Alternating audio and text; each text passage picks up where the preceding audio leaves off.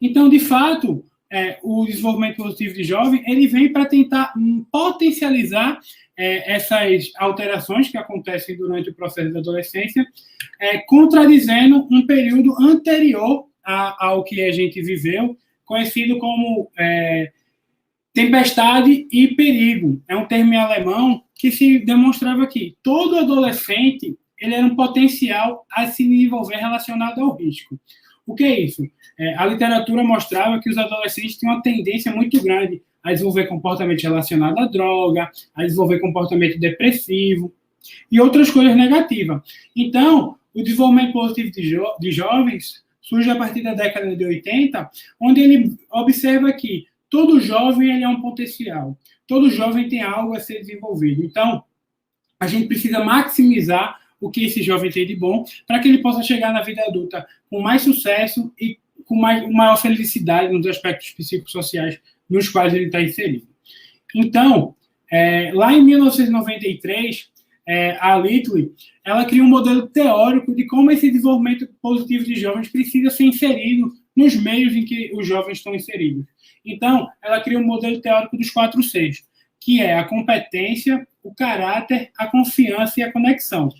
Então, quando a gente trata de competência, a gente tem os aspectos sociais, né, que é a capacidade do jovem em se relacionar com os outros, dentro do seu contexto que está inserido, então, dentro da escola, se relacionar com os colegas de classe, mas também com o contexto de fora, como porteiro da escola, os funcionários, também a capacidade de se relacionar com todas essas pessoas.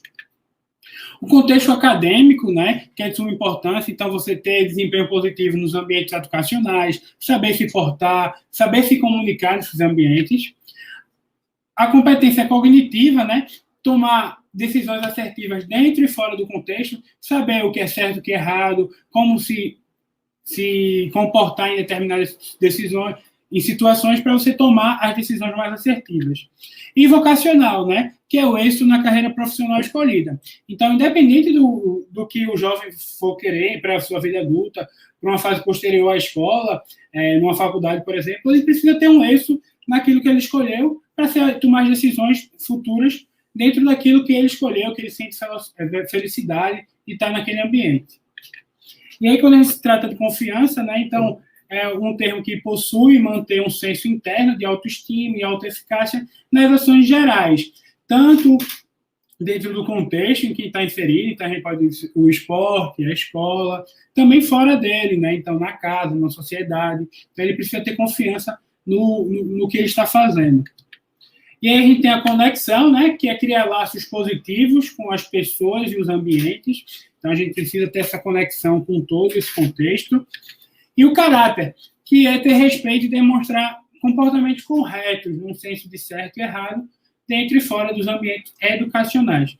Então, isso é de suma importância que, dentro das escolas, os professores, né, então, dentro dos ambientes esportivos, os treinadores, têm total capacidade de proporcionar isso para os jovens inseridos. E aí, lá em 1998, surge uma primeira revisão sistemática, né, sobre desenvolvimento positivo de jovens dentro das escolas. Então, essa revisão sistemática, ela teve como objetivo revisar os programas de desenvolvimento positivo de jovens nos Estados Unidos, em todos os Estados Unidos. E os autores encontraram que os melhores programas buscavam desenvolver vínculo, né, um maior vínculo dos seus alunos com as atividades, buscavam desenvolver resiliência, né, a capacidade de enfrentar o problema tanto dentro do contexto em que os jovens estavam inseridos, como fora. Competências sociais, então, a trabalhar as habilidades de comunicação, algumas habilidades sociais de muita importância, competências emocionais, competências cognitivas, competências comportamentais e competência moral. Ou seja, os programas que tinham tudo isso envolvido tinham uma maior adesão dos praticantes, tanto dentro do ambiente escolar, como dentro do ambiente esportivo, como no teatro, como na música. Então, esse estudo englobou todos os programas que desenvolviam esse desenvolvimento positivo de jovens, que tinham como objetivo desenvolver esses jovens positivamente. E aí, em meados de 2005, o Lerner, ele adiciona mais um C nesse modelo da Littler, e aí esse modelo é conhecido como modelo de 5 Cs. E aí ele adiciona esse C aqui, que é cuidado com paixão. Então, ele mantém, né, a mesma característica, o mesmo significado para os outros 6, mas aí, quando ele adiciona cuidado e compaixão, é o sentimento de simpatia e empatia pelos outros, dentro e fora do ambiente que o jovem está inserido. Que é de suma importância, você estar em um ambiente que você se sinta cuidado, que você tenha cuidado com o seu colega, com o seu professor, com os funcionários, que se você tenha compaixão por tudo isso que você está envolvido. E aí, em 2017, né, uma revisão sistemática com meta-análise em um grande jornal da área do desenvolvimento de jovens, né, de crianças e adolescentes, publicou esse artigo, né, o efeito de desenvolvimento positivo, né, as intervenções de desenvolvimento positivo. Então, o que foi que esse estudo observou? Ele observou 24 estudos com aproximadamente 23.258 participantes, e eles encontraram que os jovens que têm um maior desenvolvimento positivo dentro desses ambientes, eles têm um melhor comportamento relacionado às atitudes sexuais, às atitudes sociais, o desempenho escolar e o bem-estar psicológico. Então, esse bem-estar psicológico é motivação, resiliência, todos esses aspectos que trazem aspectos positivos para a vida como um todo. E aí, esse mesmo estudo, ele diz que um ambiente propício para o desenvolvimento positivo de jovens, a gente precisa ter um enfoque muito grande em comportamento social, em aspectos motivacionais, em desenvolvimento de habilidades para a vida, que a Andressa vai detalhar mais para isso, desenvolvimento de valores e atitudes. Independente do contexto, seja esportivo ou escolar, a gente precisa tentar proporcionar a esses jovens esse desenho para a gente poder ter um desenvolvimento mais positivo lá na frente. E aí, dentro dos ambientes para desenvolvimento positivo, né, a gente tem a escola, a gente tem aulas de dança, de música e o contexto esportivo, que vai ser um pouquinho da minha ênfase da minha fala, e vai envolver esse aspecto esportivo, tanto com o professor de educação física, como o treinador esportivo. Tá?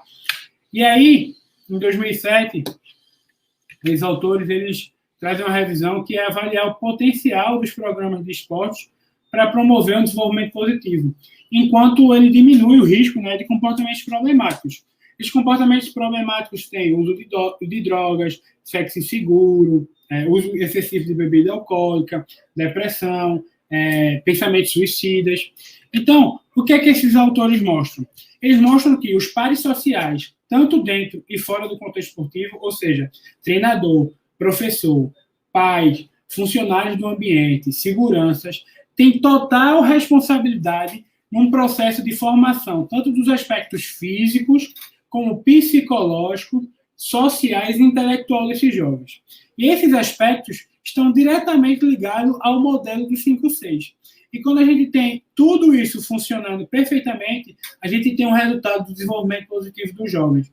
Ou seja, os pares sociais têm um fator de suma importância no desenvolvimento não só dos aspectos psicossociais, intelectuais, mas também no desenvolvimento físico desses jovens.